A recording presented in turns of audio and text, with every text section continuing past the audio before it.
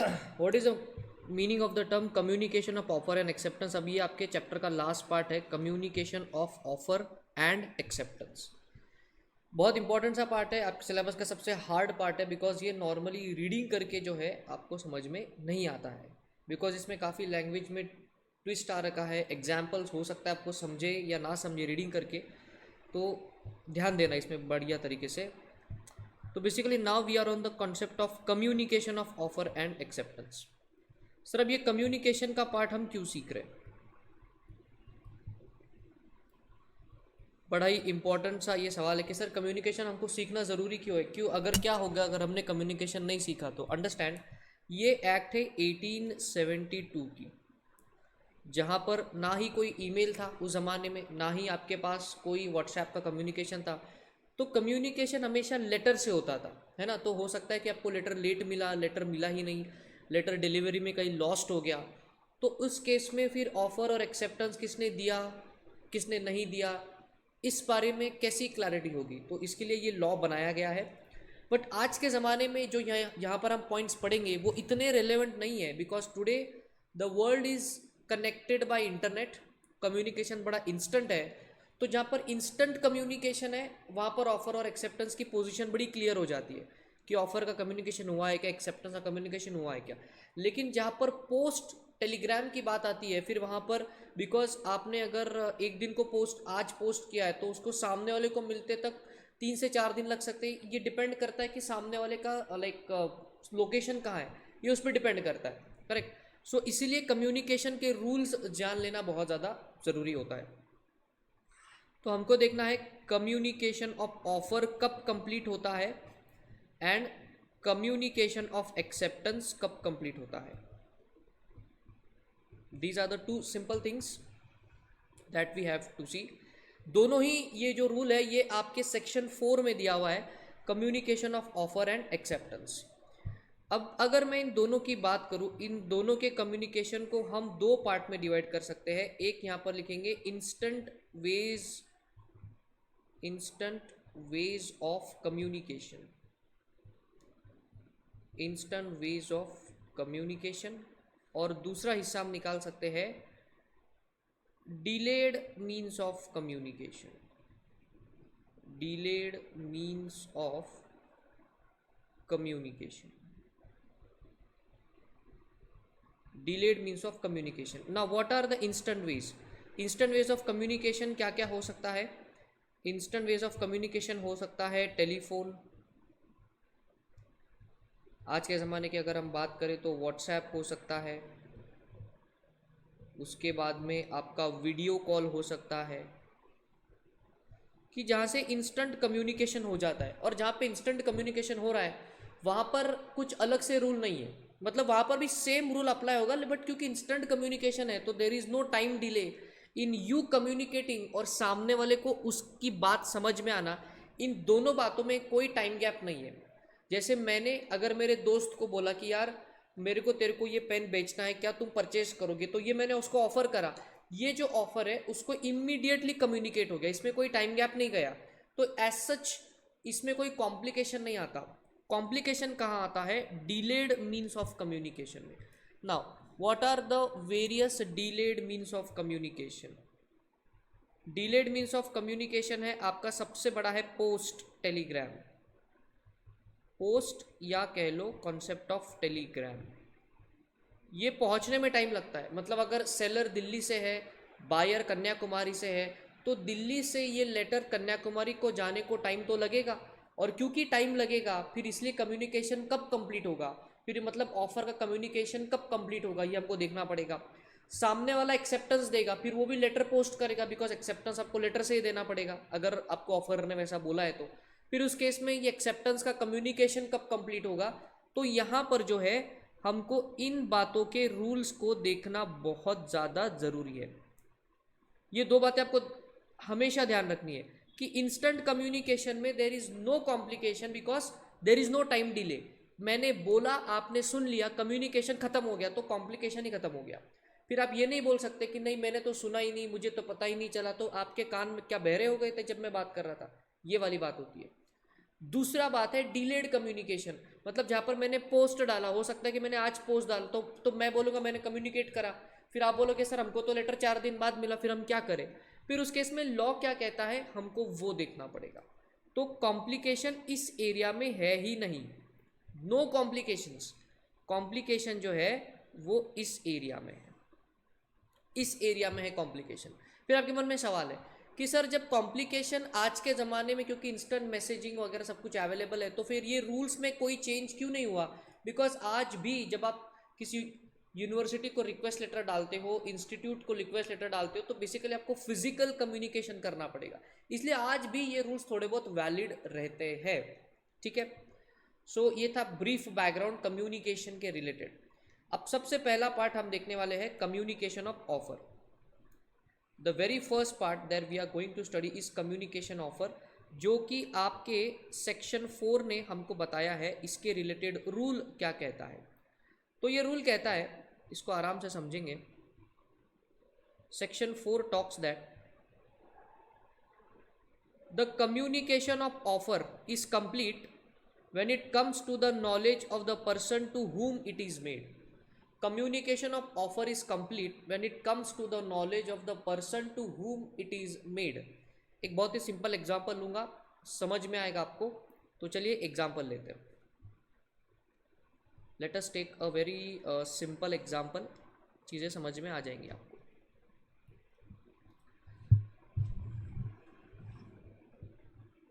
There is one person call as Champa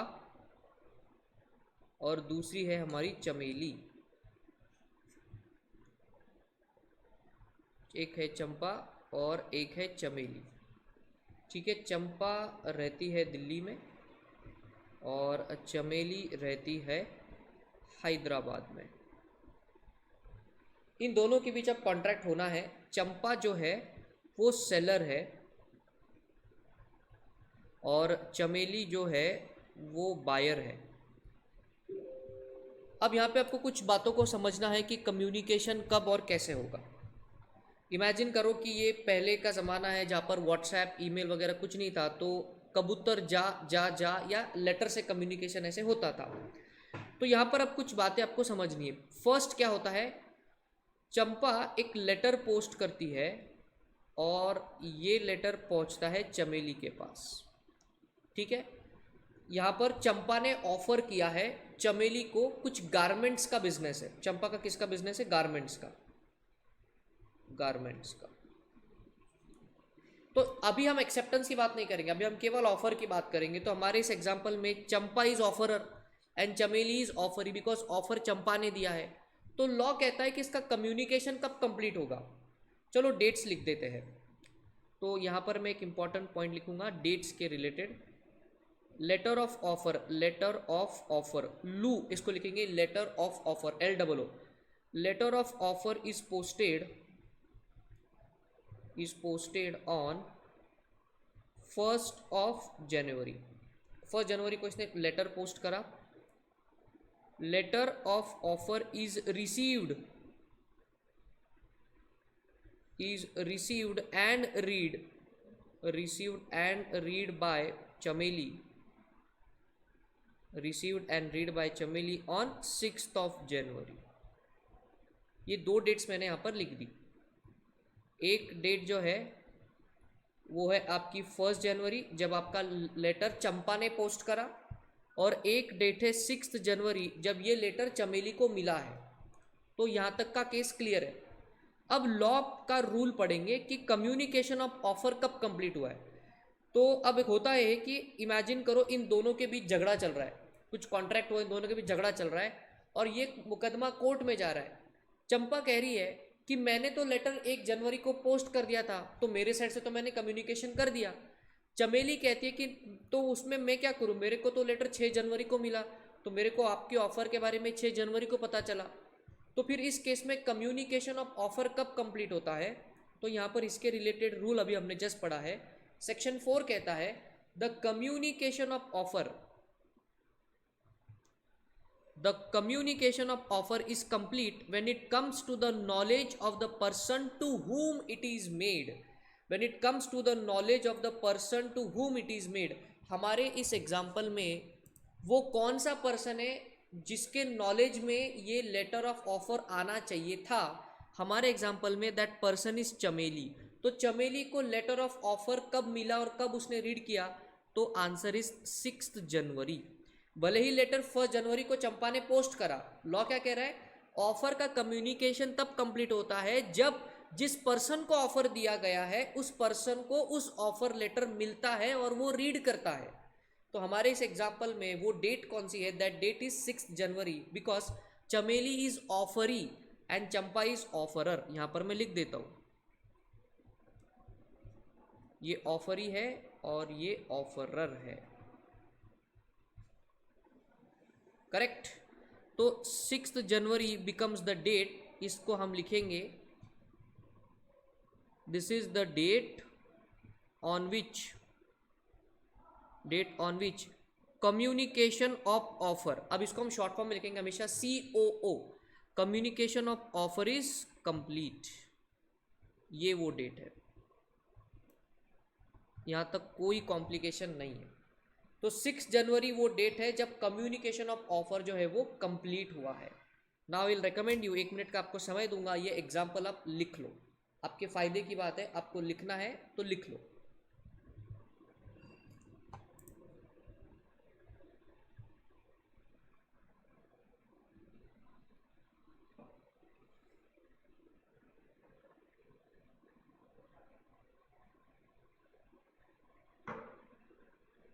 और जब लिख के हो जाए तो हाथ रेज कर देना, जूम में ऑप्शन अवेलेबल होता है।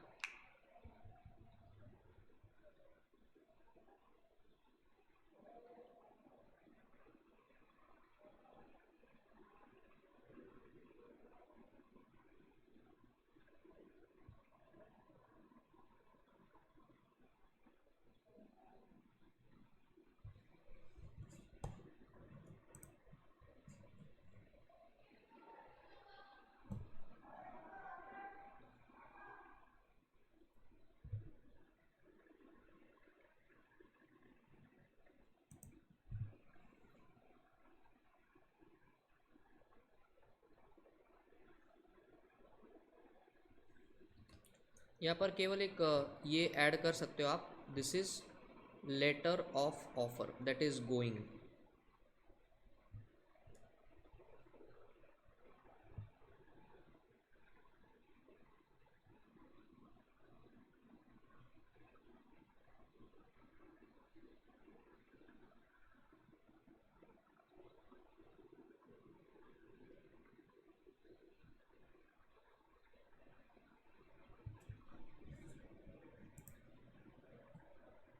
लिख लिया सबने?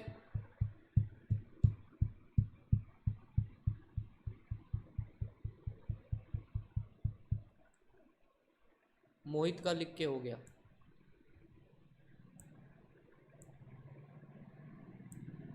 हर्ष का भी हो गया। मैं फिर से बता दूं आपको, ये बड़ा ही इंपॉर्टेंट सा पार्ट है आपके सिलेबस का, ये ऐसे इजीली समझ में नहीं आता, तो डाउट आ रहा होगा तो पूछ लेना, बिकॉज आगे अभी कॉम्प्लिकेशंस बढ़ेंगी। तो कम्युनिकेशन ऑफ ऑफर यहाँ पर कंप्लीट होता है 6 जनवरी को, सिंपल एज दैट। तो हम इसको टाइटल दे देंगे अब, कम्युनिकेशन ऑफ ऑफर का ये एग्जाम्पल था।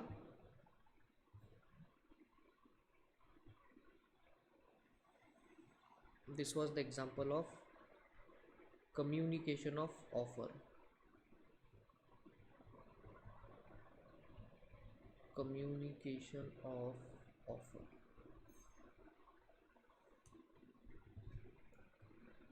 चलिए अब बारी आती है कम्युनिकेशन ऑफ एक्सेप्टेंस की। अब बारी आती है कम्युनिकेशन ऑफ एक्सेप्टेंस की। अब यहाँ पर बहुत बढ़िया तरीका है, देखिए ऑफर में जैसा एक तरफा था कि बस ऑफरर के साइड से कम्युनिकेशन देख लिया और बात खत्म हो गई, ऑफर एक्सेप्टेंस के केस में आपको 2 साइड का कम्युनिकेशन देखना होगा। मैं बताऊंगा हम कहाँ पढ़ रहे हैं। चलिए पहले थ्योरी पर आते हैं थोड़ा। We are on the concept of communication of acceptance. Communication of acceptance, किस तरह से कम्युनिकेट किया जाता है आपके एक्सेप्टेंस को, there are modes of communication, कितनी तरीके से कम्युनिकेशन को आप जो है वो एक्सेप्टेंस को कम्युनिकेट कर सकते हो। सबसे पहला तरीका है बाय एन एक्ट, कुछ आप एक्शन ले रहे हो, that is acceptance by communication, और by omission intending thereby to communicate to other or which has the effect of communicating it to the other by। अभी देखो जो सिंपल पार्ट है वो मैं रीड करूंगा, जहाँ पे डिफिकल्ट पार्ट है बेटे लेटर ऑफ पोस्ट वाला, उसके लिए हम इसी एग्जांपल को आगे कंटिन्यू करेंगे। तो पहले सिंपल पार्ट हम लोग कर लेते हैं। Let us first focus on simpler parts. Communication by act, communication by act मतलब communication by action, communication by action. जैसे थम्स दिखाना, दिस इज एन एक्शन, या आप हाँ कहते हो ऐसे, this is also an action. मतलब कभी कभी कम्युनिकेशन आप करने के तरीके कितने होते हैं, एक तो आपने एक्शन से कम्युनिकेट किया या कुछ ना करके भी कम्युनिकेट किया। एक्शन तो बड़ा इजी वाला पार्ट है। Communication of acceptance by omission to do something, इसको जरा हमको रीड करना पड़ेगा, ये क्या है। Such omission is conveyed by conduct or by forbearance on the part of one person to convey his willingness or assent. However, silence would not treated as communication by omission। एक बहुत ही बढ़िया सा example यहीं से करेंगे। A offers ₹5,000 to B if he does not arrive before the court of law as evidence to the case. B does not arrive on the date of hearing of the court. Your omission of doing an act amounts to acceptance। Imagine करना दो politician है A और B। ए ने B को बोला यार एक काम करो, देखो अगर हम आपस में लड़ेंगे तो हमारा जो वोट बैंक है वो डिवाइड हो जाएगा।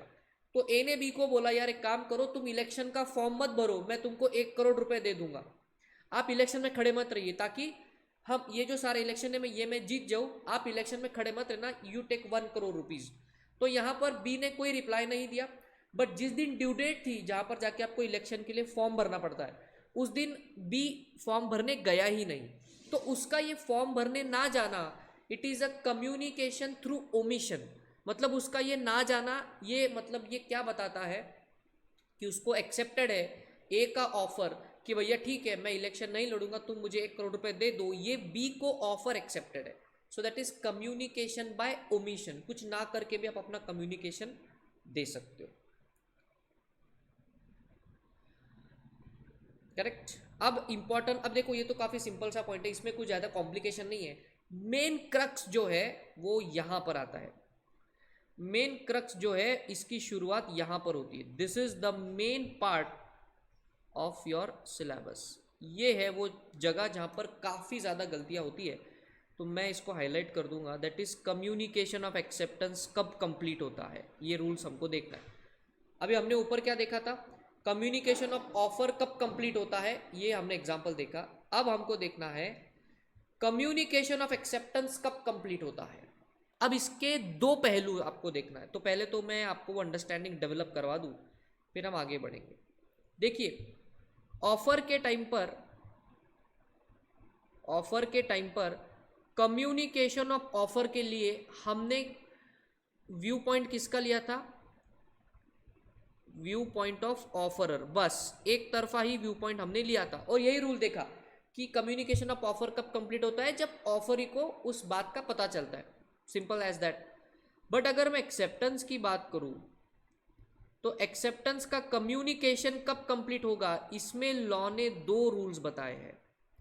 इसमें लॉ ने बताए as against offeror, as against offeror, और दूसरा है एज अगेंस्ट एक्सेप्टर। मतलब ऑफरर के एंगल से उसकी ऑफर का एक्सेप्टेंस का कम्युनिकेशन कब कंप्लीट होगा, ये वाला जो रूल है वो इधर आएगा। मैं फिर से बता रहा हूं, ये सबसे क्रूशियल पार्ट है, सबसे क्रूशियल, ध्यान से सुनना इसको। एज अगेंस्ट ऑफरर, इसका क्या मतलब है, मैंने अगर किसी को ऑफर दिया है पोस्ट से, तो उसका जो एक्सेप्टेंस सामने वाला पोस्ट से देगा वो मेरे हिसाब से कब कंप्लीट होगा, ये पहला रूल है। और दूसरा रूल, जिसने एक्सेप्टेंस दिया है उसके हिसाब से वो कम्युनिकेशन कब कंप्लीट होगा, वो रूल आ रहा है सेकंड पार्ट में। फिर से एक बार बात करेंगे, ऊपर इस एग्जाम्पल में देखेंगे। अब यहाँ एग्जाम्पल में देखिए कि चमेली को 6 जनवरी को जो है लेटर ऑफ ऑफर मिला। तो 6 जनवरी ये डेट क्या थी, व्हाट वाज दिस डेट, हमने इसको क्या लिख के लिया है, date on which communication of offer is complete. अब चमेली को ये ऑफर एक्सेप्टेड है और उसने सपोज 10 जनवरी को लेटर ऑफ ऑफर पोस्ट कर दिया और 15 जनवरी को ये लेटर चंपा को मिल गया। तो लॉ कहता है यहां पर आपको दो बातें देखनी है, कम्युनिकेशन ऑफ एक्सेप्टेंस कंप्लीट कब होता है। तो इसके दो आपको व्यू पॉइंट देखना है। चंपा के एंगल से जो उसने चमेली को ऑफर दिया है, तो चमेली ने जो एक्सेप्टेंस दिया है वो चंपा के एंगल से कब कंप्लीट होगा, ये आ गया आपका पहला पॉइंट। क्या हो गया सिमरन, कुछ कह रहे थे आप? सेकेंड पॉइंट, चमेली ने जो एक्सेप्टेंस दिया तो चमेली के एंगल से उसका एक्सेप्टेंस कब कंप्लीट हुआ, उसके एक्सेप्टेंस का कम्युनिकेशन कब कंप्लीट हुआ, ये आ गया आपका सेकेंड पॉइंट। क्या आपको ये व्यू पॉइंट अभी तक समझ में आया? रूल मैंने बताया नहीं, मैंने केवल आपको ओवरव्यू बताया आपको कि एंगल कैसा है। ऑफर के टाइम पे केवल ऑफरर का एंगल देखना है, एक्सेप्टेंस के टाइम पे दोनों का एंगल देखना है, ऑफरर का भी एंगल देखना है, ऑफरी का भी एंगल देखना है। तो चंपा के एंगल से ये एक्सेप्टेंस का कम्युनिकेशन कब कंप्लीट हुआ, ये रूल नंबर 1। चमेली के एंगल से उसके एक्सेप्टेंस का कम्युनिकेशन कब कंप्लीट हुआ, दैट इज रूल नंबर 2। तो चलिए ये रूल क्या कहता है ये हम देखेंगे। तो पहले हम सेकंड रूल सीखेंगे, उसके बाद फर्स्ट रूल समझ में आएगा। पहला सेकंड रूल देखेंगे, उसके बाद फर्स्ट रूल समझ में आएगा। तो चलिए देखते हैं लॉ क्या कहता है, पहले उसको रीड करेंगे, ठीक है। अब इमेजिन करना ये जो कम्युनिकेशन ऑफ ऑफर है ना, अब इसी के आगे मैं लिख दूंगा communication of offer and acceptance, और इसी एग्जाम्पल में मैं कुछ एडिशंस करूंगा। तो आपको क्या करना है, आपको ये एग्जाम्पल दोबारा लिखना पड़ेगा ऐसे विथ सम एडेड डेटा, फिर एक मास्टर एग्जाम्पल आपका क्रिएट हो जाएगा, ठीक है। तो पहले रूल पढ़ते हैं। तो रूल इधर नीचे लिखा हुआ है, as against the proposer, as against the proposer, ये प्रपोजर का यहां पर मतलब है ऑफरर। ऑफरर हमारे एग्जाम्पल में ऑफरर है चंपा। तो रूल क्या कहता है देखेंगे, as against the proposer when it is put in the course of transmission to him so as to be out of the power of the acceptor to withdraw the same। Sir ठेंगा कुछ नहीं समझा, समझ में आएगा जब मैं example दूंगा, समझ में आएगा। सेकंड रूल कहता है एज अगेंस्ट द एक्सेप्टर, मतलब हमारे एग्जांपल में चमेली, तो उसके एंगल से उसके कम्युनिकेशन कब कंप्लीट होगा, when it comes to the knowledge of the proposer। Proposer का वापस यहां पर मतलब है ऑफरर। तो देखिए rule number 1 and rule number 2। तो चलिए अब यहाँ पर कुछ मैं डेटा ऐड करूँगा और फिर हम देखेंगे कि क्या होता है। बाकी चीज़ें कांस्टेंट है, अब मैं डेटा को ऐड कर रहा हूँ यहाँ पर। आगे ऐसा होता है, letter of acceptance LOA, letter of acceptance is posted. Chameli को ये पोस्टेड, मतलब ऑफर उसका एक्सेप्टेड थी, लेकिन वो बताएगी कैसे, क्योंकि वो तो हैदराबाद में रह रही है। तो चंपा को उसका एक्सेप्टेंस कैसे देगी, वो लेटर से ही देगी। लेकिन उसने कब पोस्ट करा, letter of acceptance is posted on 10 जनवरी, ठीक है। यहां तक की बात समझ में आती है। और फिर इसी का दूसरा पार्ट है, letter of acceptance is received, letter of acceptance is received on, अगर 10 जनवरी को पोस्ट किया तो मिनिमम 5 दिन तो लगेगा ना दिल्ली पहुंचने के लिए, तो ये इसको मिलता है 15 जनवरी को। यहां तक की कहानी हमको समझ में आती है, ओके। अब चलिए इन दोनों डेट्स को हमको देखना है, बिकॉज इन दोनों डेट्स पर 2 रूल्स आते हैं। तो अब हम सबसे पहले सीखेंगे rule number 2। Rule number second क्या कहता है, एक्सेप्टर के एंगल से, बड़ी ध्यान से सुनना, कंफ्यूजन मत करना इसमें। एक्सेप्टेंस में 2 एंगल, ऑफरर के एंगल से, मतलब जिसने प्रपोजल दिया उसके एंगल से, और जिसने एक्सेप्टेंस दिया उसके एंगल से, ऐसे 2 अलग रूल है। तो हम पहले दूसरा रूल सीख रहे हैं कि जिसने एक्सेप्टेंस दिया उसके एंगल से उसके एक्सेप्टेंस का कम्युनिकेशन कब कंप्लीट हुआ। तो यहाँ पर लॉ इस पे बड़ा सिंपल और स्ट्रेट फॉरवर्ड है। लॉ ने बोला, सेकेंड रूल बोला, when it comes to the knowledge of proposer. तो लॉ ने बोला चमेली के एंगल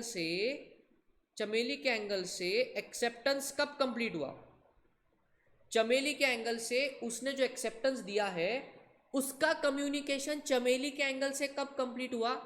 तो लॉ कहता है जब चंपा को चमेली के लेटर के बारे में पता चला। When it comes to the knowledge of proposer, when it comes to the knowledge of Champa. और वो डेट कौन सी बेटा, 15 जनवरी।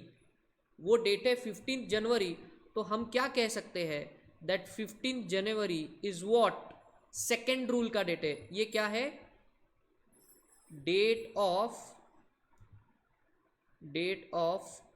कम्युनिकेशन असमेंट, डेट ऑफ, एक बार ठीक से लिखता हूं, date of completion of communication of acceptance, या COA, उसको सिंपल भाषा में हम CO ने तो बहुत बड़ा हो जाएगा। ये कौन सी डेट है, date of completion of communication of acceptance as against Chameli. तो हमारे एग्जाम्पल में चमेली कौन है, एक्सेप्टर। यहां तो कोई डाउट है। 15 जनवरी को चंपा को मिला तो चमेली के एंगल से उसका कम्युनिकेशन 15 जनवरी को कंप्लीट हुआ। इसमें कोई कॉम्प्लिकेशन है आपको, यहां तक कोई डाउट।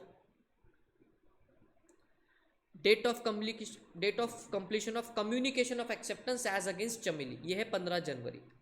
और दूसरा डेट क्या है, अब ये तो चमेली के एंगल से देखा, चंपा के एंगल से उसकी ऑफर का जो एक्सेप्टेंस चमेली ने दिया है, ये चंपा के लिए कब कंप्लीट होता है एक्सेप्टेंस का कम्युनिकेशन।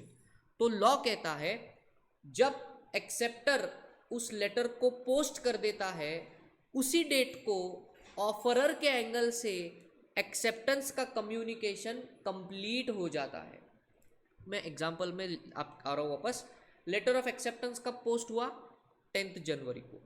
तो बेसिकली 10 जनवरी कौन सी डेट है, ये वो डेट है, date of completion of communication of acceptance as against whom, Champa. और यहां पर हम ब्रैकेट में लिखेंगे प्रपोजर। ये तो बेटा जो लॉ ने बोला वो रूल हमने आपको बताया।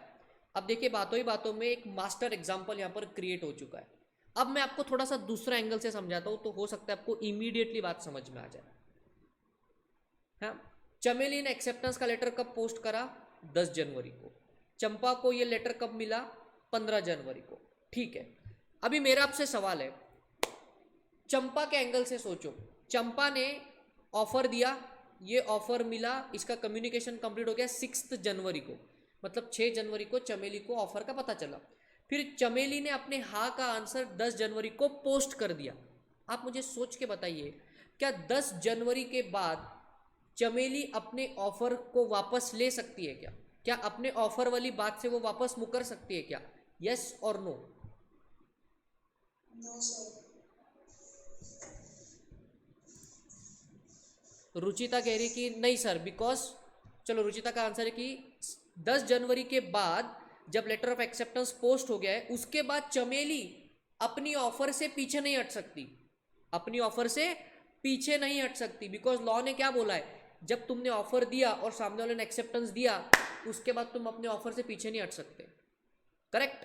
तो 10 जनवरी वो डेट है, 10 जनवरी वो डेट है जब चंपा ने ऑफर को एक्सेप्ट करा, सॉरी चमेली ने ऑफर को एक्सेप्ट कर लिया।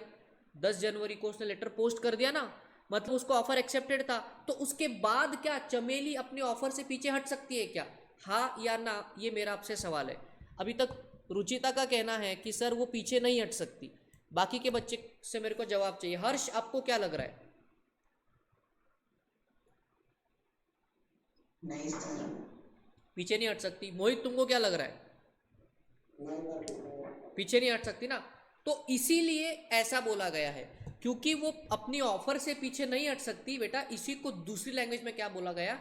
Date of completion of communication of acceptance as against Champa. Date of communication of acceptance as against Champa. Against मतलब अब वो अपनी बात से पीछे नहीं हट सकती। वो डेट कौन सी है? जब चमेली ने लेटर को पोस्ट कर दिया। यहां तक की बात समझ में आती है? अब लॉजिक समझ में आ रहा है? दूसरी डेट क्या है? चंपा को लेटर का ये एक्सेप्टेंस का कब पता चला? चंपा को एक्सेप्टेंस का लेटर कब मिला? 15 जनवरी। और चंपा ने उसको रीड कर लिया। अब मुझे बताइए, क्या 15 जनवरी के बाद चमेली अपने एक्सेप्टेंस से पीछे हट सकती है क्या? नहीं हट सकती ना। उसी को दूसरी भाषा में क्या बोला गया है? Date of completion of communication of acceptance as against the Chameli, मतलब एक्सेप्टर।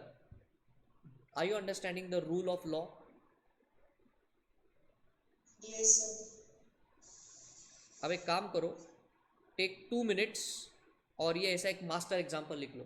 जब कभी भी कोई कंफ्यूजन आपको कम्युनिकेशन ऑफ ऑफर एक्सेप्टेंस में होए, इस एग्जाम्पल को देखो, पूरी क्लैरिटी आ जाएगी आपको।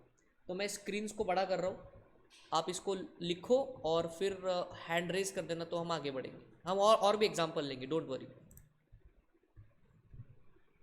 इसको थोड़ा छोटा करता हूँ मैं, ताकि सही से दिखे।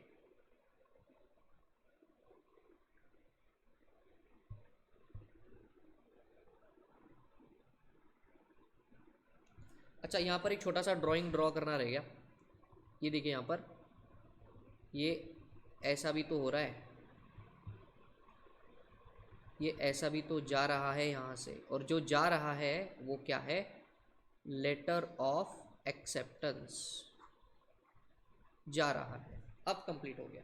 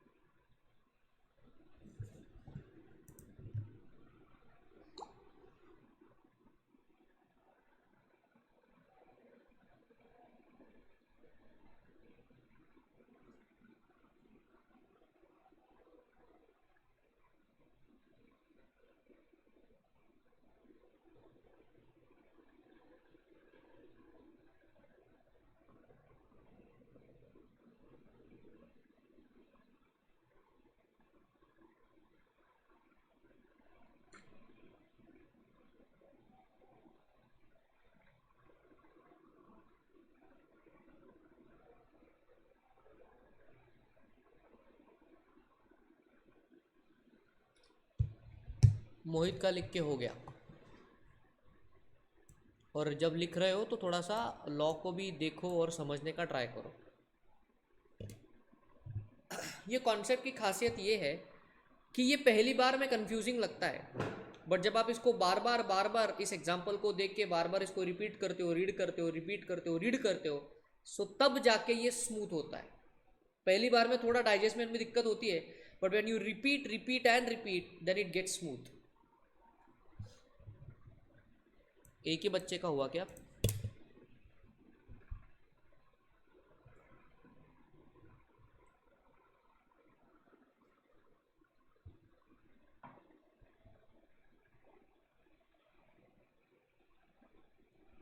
रुचिता का भी हो गया।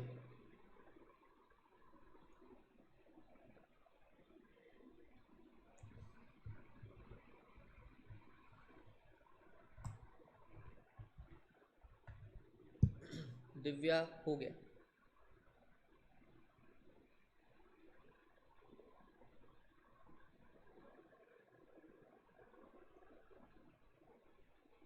बाकी बच्चों का हुआ कि नहीं हुआ?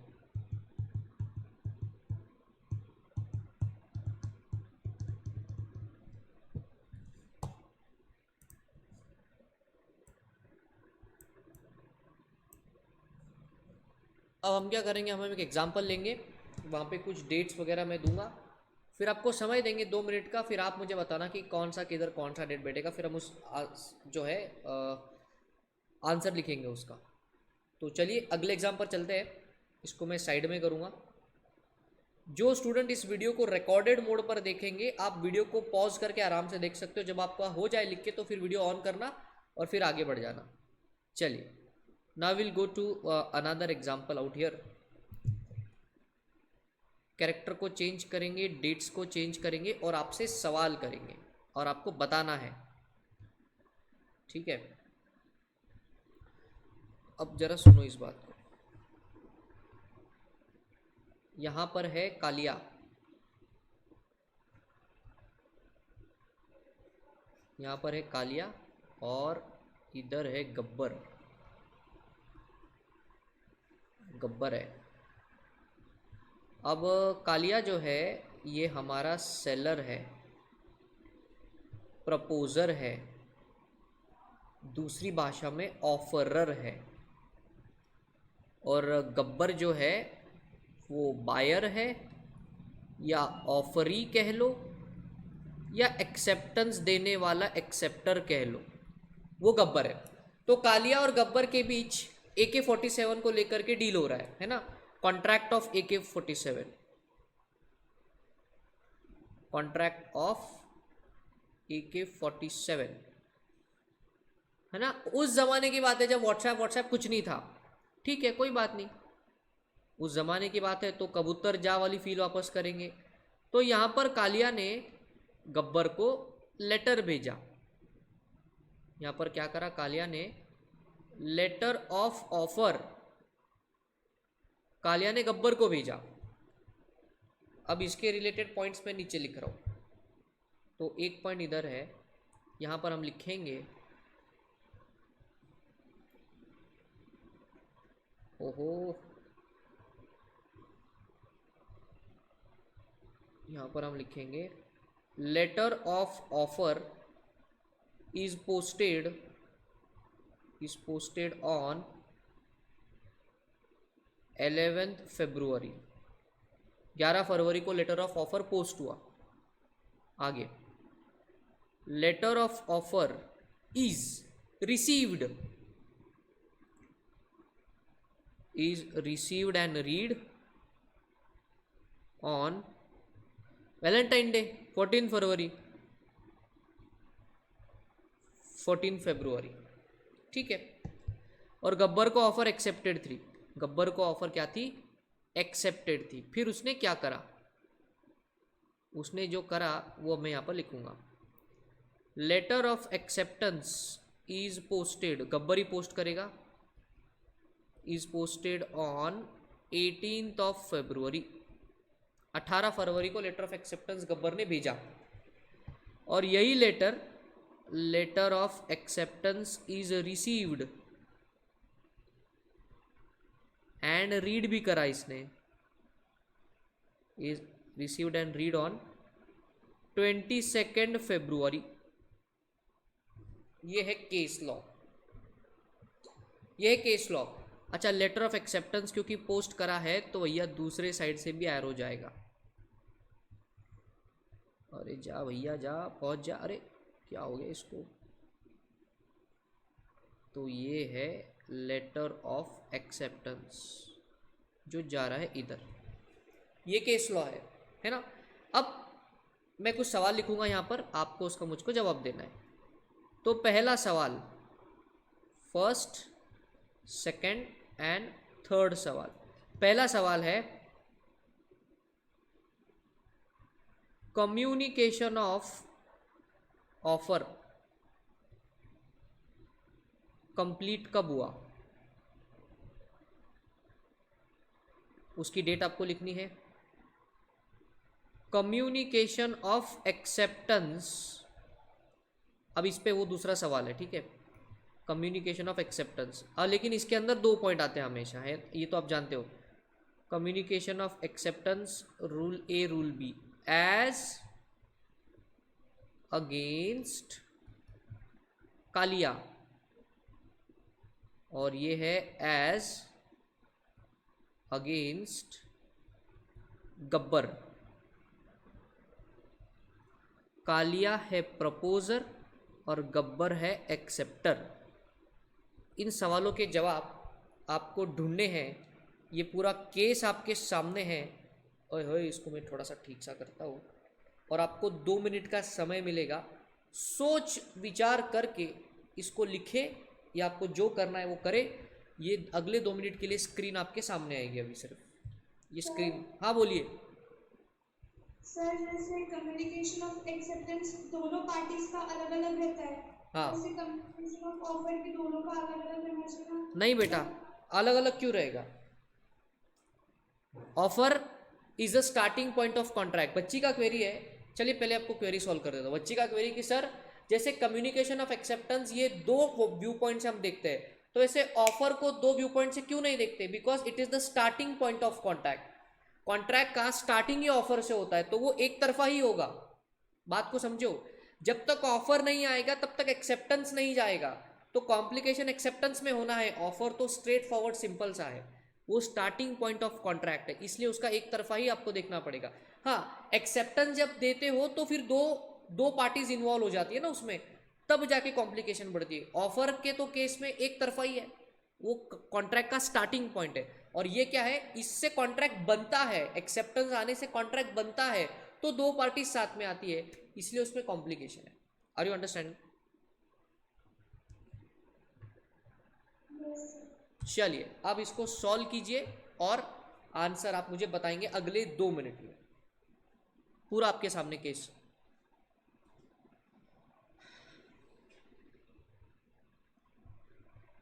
4 डेट्स है, 11 फरवरी, 14 फरवरी, 18 फरवरी एंड 22 फरवरी। कौन सी डेट कब किधर क्या लिखे है बताइए। 2 मिनट बाद आप सोच लीजिए, फिर मैं एक एक से पूछूंगा।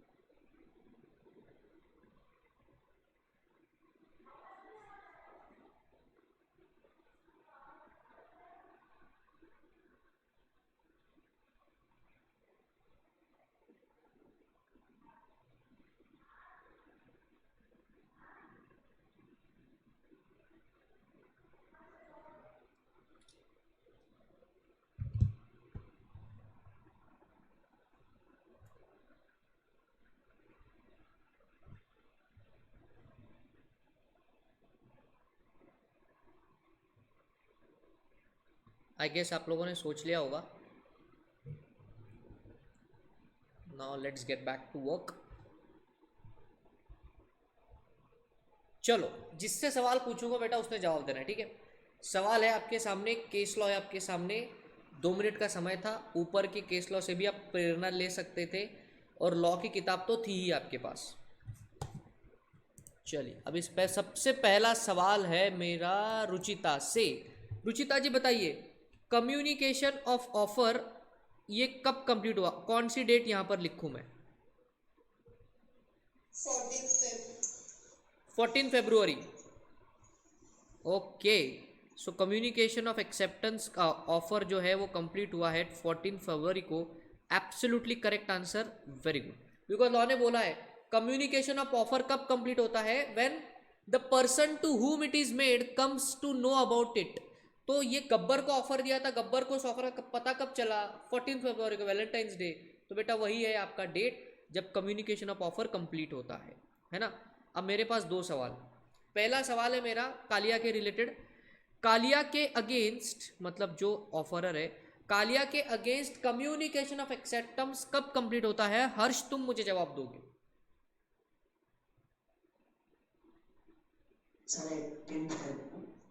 18 फरवरी. Okay, 18 Feb. अच्छा मोहित, तुम अगला जवाब दोगे. एज अगेंस्ट गब्बर, गब्बर के लिए उसके कम्युनिकेशन ऑफ एक्सेप्टेंस कब कंप्लीट हो गया?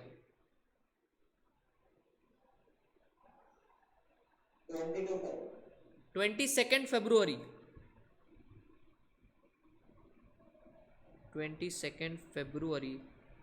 Fabulously performed. Both the answers are correct. Law क्या कह रहा था? Communication of acceptance as against the proposer is complete when the letter of acceptance is posted. तो when is the letter of acceptance posted? 18 February. Simple बात.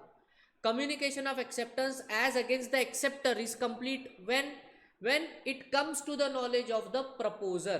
तो हमारे case में कालिया जो प्रपोजर था उसको लेटर ऑफ एक्सेप्टेंस कब मिला? 22 फरवरी. तो 22 फरवरी वो डेट है जब communication of acceptance as against Gabbar जो है बेटा वो कंप्लीट होता है. टेल मी, किसी बच्चे को कोई डाउट है इसमें अभी? Does anyone has any doubt in this? जिन बच्चों का मिस हो गया था, हाँ बोलो. मोहित कुछ कह रहे थे तुम? हो गया, गुड. तो भैया यहाँ पर जो है ये बहुत, ये देखो भैया बोलो और ये गूगल चालू हो गया इधर. तो यहाँ पर जो है बहुत ही बढ़िया तरीके से हमने communication of offer and communication of acceptance के रूल को क्रैक कर दिया है. और एक काम करते हैं, आज का क्लास हम यहीं पर ख़त्म करेंगे बिकॉज अगला कॉन्सेप्ट अगर मैं चालू करूँगा तो काफ़ी देर हो जाएगी. तो we will end the class here for today. और अगले 2 लेक्चर में unit 1 will be completely complete. तो जिन बच्चों का रह चुका है वो इसको अगर उन्होंने मिस कर दिया है तो भैया अब तो उनका क्या ही कहना, मौका दिया था आप लोगों को. अगले 2 लेक्चर में आपका यूनिट 1 पूरी तरीके से कंप्लीट हो जाएगा. तो this is series of complete like around 10 lectures का सीरीज हो गया जहाँ पर यूनिट 1 आपका कंप्लीट हो गया. तो आज के लिए बस इतना ही. Thank you.